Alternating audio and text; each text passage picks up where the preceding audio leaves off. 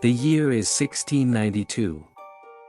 A young fellow named David was on his way into town when he saw a weird-looking house in the distance.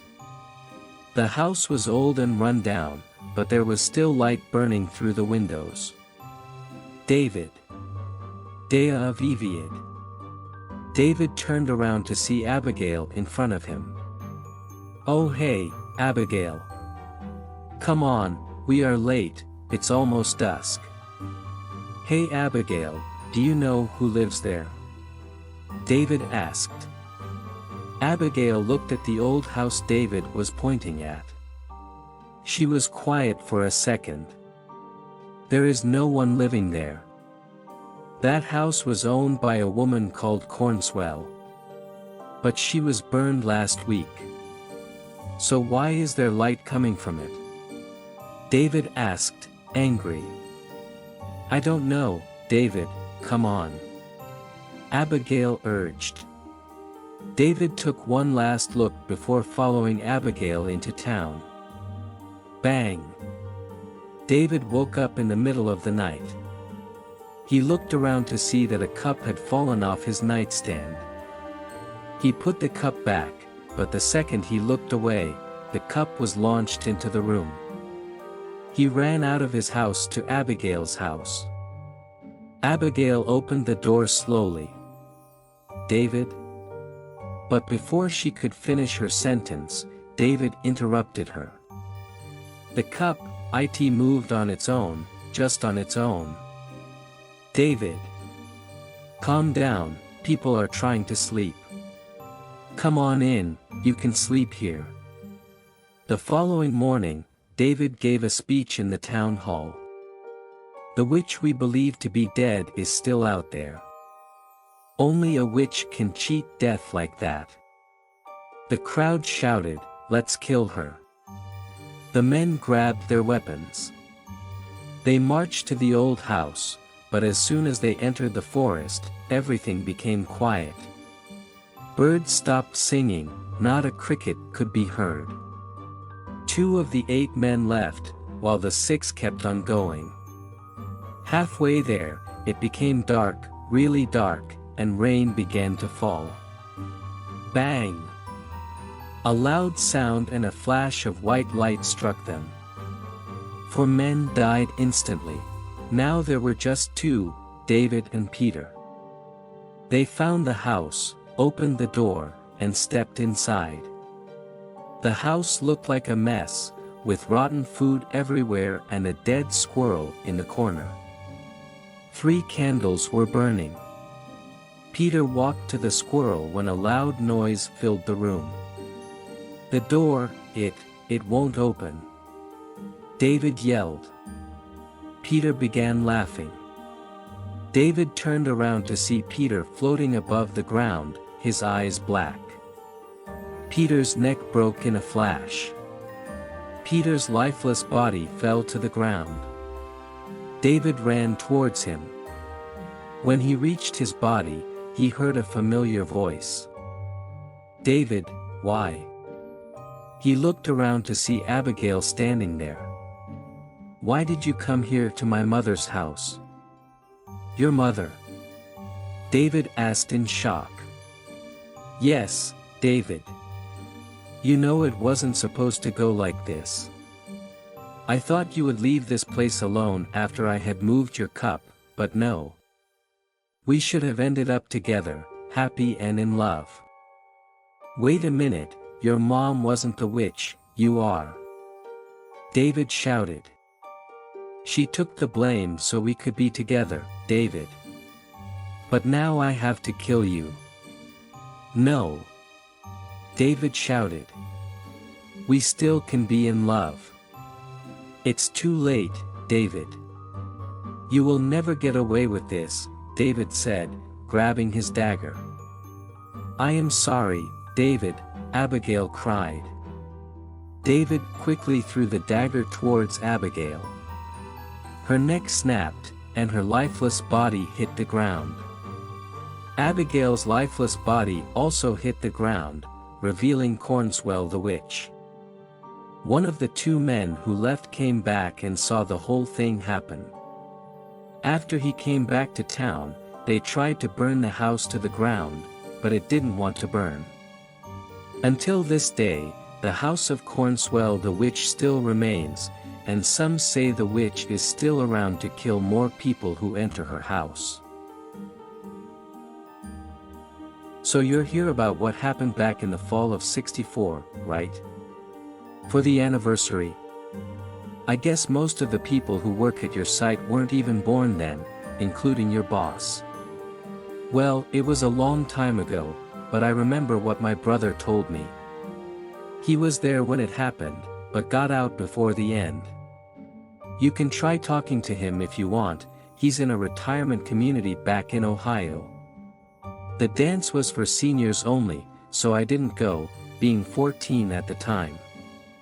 My brother went, taking his girlfriend at the time with him. I stayed home with Mom and Dad and waited, handing out Halloween candy with Mom while Dad watched Bonanza. We didn't know what happened until after my brother came home with the cops. It didn't start at the school. There was this stand of trees about a mile down the road from where the school was. There wasn't anything special about them, they looked like any other grove you might have seen along the highway, which back then was the main route between our town and Cleveland. Anyway, that's where it started, with a couple of local kids who'd gone missing. For a while it was the biggest story in town, even the state police were there, along with volunteers, of which my dad was one. They weren't ever found, as far as I know, but anyone who's old enough still remembers them. I remember when my brother came back. His girlfriend wasn't with him. The police said she was at the hospital, but we never saw her again and my brother wouldn't ever say what happened to her. I got the story in bits and pieces from other students who'd been there, stories that became local urban legends later on. There had been a fire at the auditorium where the annual Halloween dance was held. At least, that was what the fire department said, although there was no evidence of one, just the smoke, which those who seen it said was more like a thick fog. It rolled in from the outside while the final song was being played. It surrounded everyone and everything, making it impossible to see. My brother said that was the last time he saw his date, wandering around in it before she disappeared. But she wasn't the only one. Several of the other students went with her, into the fog, and were never seen again. Of course people looked for them. For weeks and months, even years afterward, there were searches that became fewer until they finally stopped.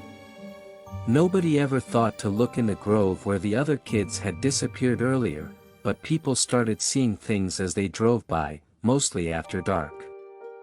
They'd see figures, ghosts, I guess you could call them, of teenagers dancing in the mist to music that wasn't there, or that nobody but them could hear. They were wearing ragged or faded clothing, and looked like they'd been wandering out in the woods for a long time. Nobody ever got a good look at their faces, but the story got around that they might have been the missing students themselves. My brother said he didn't believe it, but some nights he'd leave home and not come back until a few hours later, always with a grim or disappointed look on his face.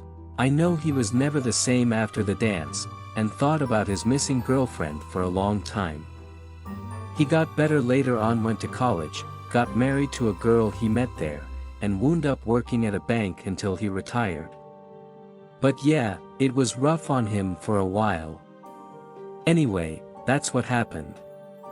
If you happen to be driving down that stretch of road, and pass by those woods, you might see what looks like a group of teenagers dancing among the trees. Don't stop, just keep right on going until you get to the safety of town. Because you never know who or what might be waiting for you out there in the dark. Sam receives a phone call, breaking sad news of his Uncle Ben's death in a car accident. He immediately leaves for his home. He attends the funeral and tries to console his father, who is deeply hurt by his brother's demise. He asked his mom about the accident. Your dad received a phone call from the police in the middle of the night about the accident. Later we came to know that he had a heart attack that caused him to lose control of the car and caused the accident, she says. Sam was surprised to know this because his uncle had no heart condition.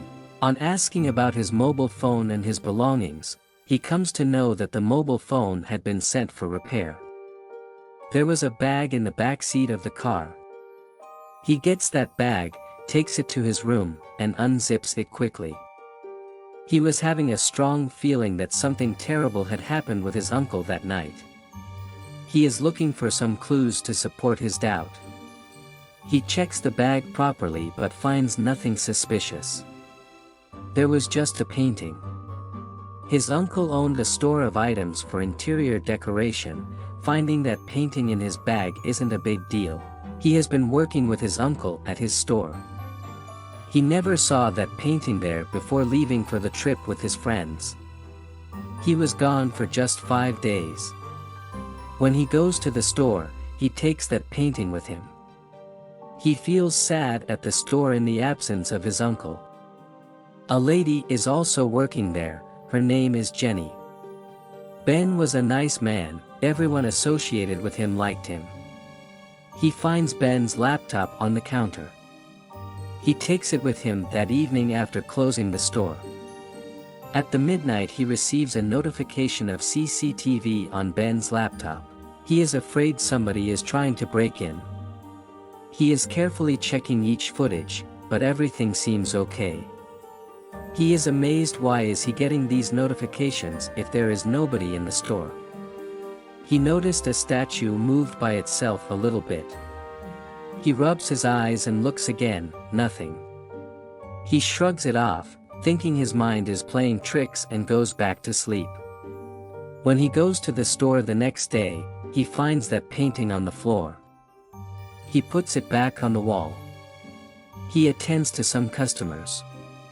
In the evening, Jenny is arranging the stock when suddenly somebody pushes her.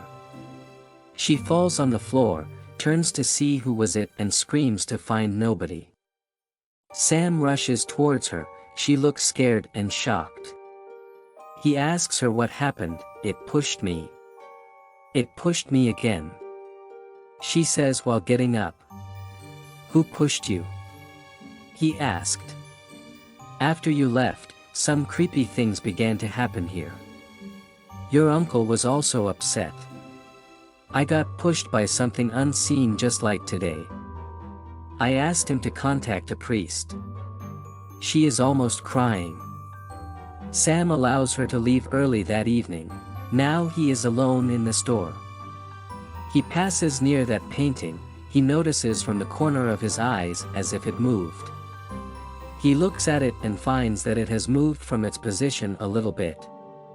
The painting is of a girl wearing a black dress.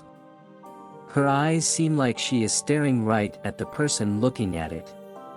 He finds it creepy.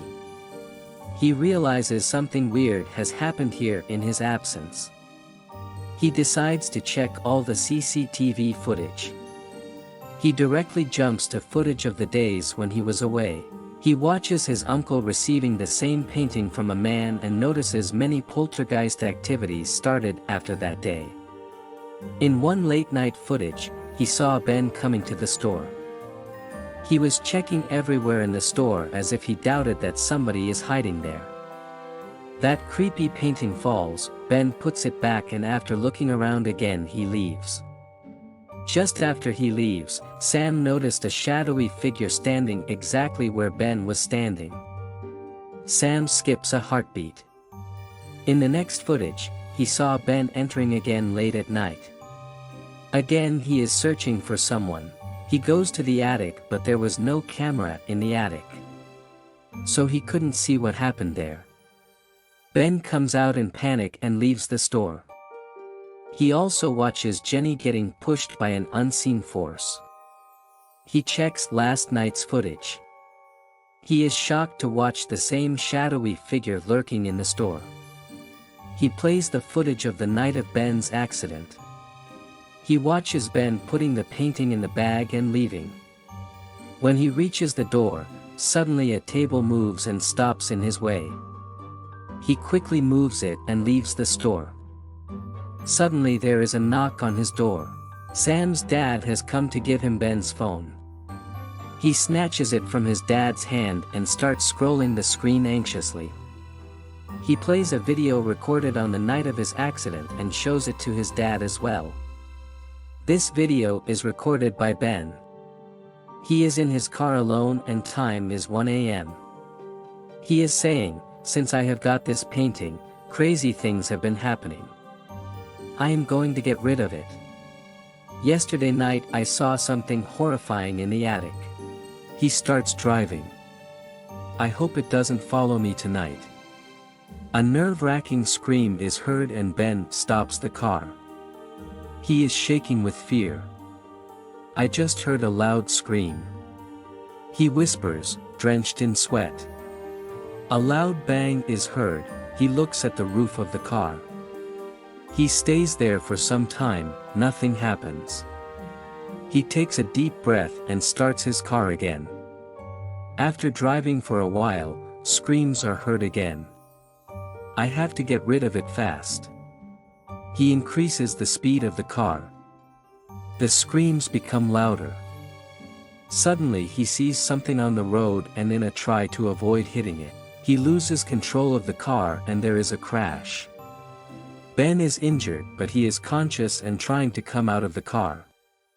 A chill went to Sam and his dad's spine when they see what happens next. A dreadful entity appears in the back seat. It has a white bony face and hollow eyes. It is moving towards Ben. He is petrified. The video ends there. Sam and his father are looking at each other in shock. Arthur lay in his bunk, unable to sleep both because of the uncomfortableness of his bed, and the uneasiness which swirled within him. He opened his eyes and turned to look at the bed on his immediate right. The silver glow of moonlight which crept in through the drafty window illuminated the empty bunk, with its covers still mist and the pillow on the floor from the incident that had taken place about an hour earlier. "Ha, look at that!" Francis had exclaimed. He was the cool kid with the floppy blonde hair and the rich parents, as well as the attitude that he could do whatever he felt like. Little dopey Ellis has brought his teddy bear with him to camp. What a baby! Absolutely pathetic. "Ah, is the first time that you're sleeping away from Mummy, is it?" All of the other boys had laughed, as Ellis looked around at them uneasily with his wide, murky green eyes. He had looked too scared to utter a word in reply, even if he hadn't been mute. Arthur had laughed, too, though he had felt sickened with himself for going along with such cruel taunting. What would his mother, gentle and God-fearing as she was, have said if she could see him? He prayed that, now the other boy had got his laugh, he would simply give it up. Lay down, and go to sleep. But of course, that's never how these things go. Malice glimmered in Francis's icy blue eyes as he stepped across the room and wrested the bear forcefully from Ellis's grip. The smaller boy had struggled and fought, receiving only a smack in the face for his troubles. His flattened pillow fell to the floor along with him as he toppled over. Those around him chortled even more. "You know, I really think you're too old to be taking a teddy to bed with you," Francis said, mouth quirked into a smirk. "I'm doing you a favor, really. And maybe there's someone else who can use this thing instead, like the girl who died in the abandoned cabin all those years ago." There fell a collective hush at these words. Ellis gave a muffled whimper. Arthur's heart hammered. "Yes," Francis nodded slowly. "I think she must be pretty lonely. Let's give her a gift, shall we?" He darted over to the door and wrenched it open before stepping forth into the dark night beyond. Arthur's mouth grew dry as he watched the figure disappear from sight, being consumed by the blackness. "No," Arthur croaked, as he saw Ellis scramble up off the floor and dart out of the door in pursuit. "Ellis, don't." But it was too late. Both boys had vanished from sight. The rest of them stayed where they were, with the sense of a summer forest drifting in through the open door along with the sound of the night insects, waiting to see what would happen next. It didn't take long. A few moments later, Francis came rushing back in, his face flushed, and that manic gleam still in his eyes. "Threw the damn bear into the cursed cabin, didn't I?" he replied, in response to the other boys' questioning. "If that pathetic little baby wants it back, then he'll just have to go in there and get it." And it seemed that was exactly what he had done, for he still had not returned to his bed. As Arthur's unease got the better of him, he sat up and eased himself quietly out of bed. The snores of the other boys rolled through the room in one unbroken, endless sound. He crept forth towards the door and slipped through it, out into the night. The abandoned cabin squatted by the woods like a watchful beast lurking in the darkness. He approached it cautiously, his heart picking up speed. The stories that the other kids told about this place. Even the counselors avoided it. "But they're just stories, Arthur. Don't be so childish. Someone needs to find out where Ellis is. That place is falling to pieces, he could have fallen and hurt himself." So, little though he wanted to, he approached the crumbling shack. He made it to the door and pushed it open. It stuck, rusting hinges protesting loudly. Nevertheless, there was enough of a gap for him to be able to squeeze himself inside. The rotting floorboards groaned as he stepped upon them. The smell of mold, dirt and decay permeated the air, making his nose wrinkle. "Ellis," he called out, in a carrying whisper. "Ellis, are you in here? Are you okay?" A whisper of sound came from within, like somebody moving. "Ellis?" No response. He took another step inside, his heart pounding faster than ever. The door slammed closed behind him and he jumped. "Calm down. It's just the wind, that's all. Just find Ellis. The sooner you do that, the sooner you can get out of this horrible place. Ellis." His voice was louder now, edgier. He squinted to see through the darkness. A flash of movement caught his eye. "Ellis, is that you?" He took another step forward. "Look, it's really not safe to be in here. Why don't you just go back to bed? Then I'll come back here with you in the morning and we can look for your teddy then. Yeah? It'll be a lot easier when it's light out. And we won't run the risk of..." He screamed as a hand fastened tight around his left ankle. A hand with long, sharp fingernails digging deep into his skin. Hot blood trickled down his foot, and he screamed again, wrenching himself free with a great effort. He ran for the door, but this time, it would not open at all. In desperation, he launched himself at the glassless window. The hand grabbed at him once more, trying to tug him back. With a shriek, he pulled himself clear and toppled out of the window, onto the grass below. He ran like the wind, his lungs burning. By the time he reached the sanctuary of their sleeping cabin, his face was coated with cold sweat and pain burned in his ankle. He threw himself inside. Moonlight glimmered brightly. By its silver light, he saw Ellis and his teddy bear both tucked up in bed.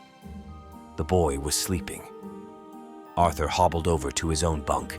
Inspecting his ankle, he saw thick blood oozing from several puncture wounds, 5 in all, deeply gouged into his skin. From one hung a fragment of dirty, rotten fingernail,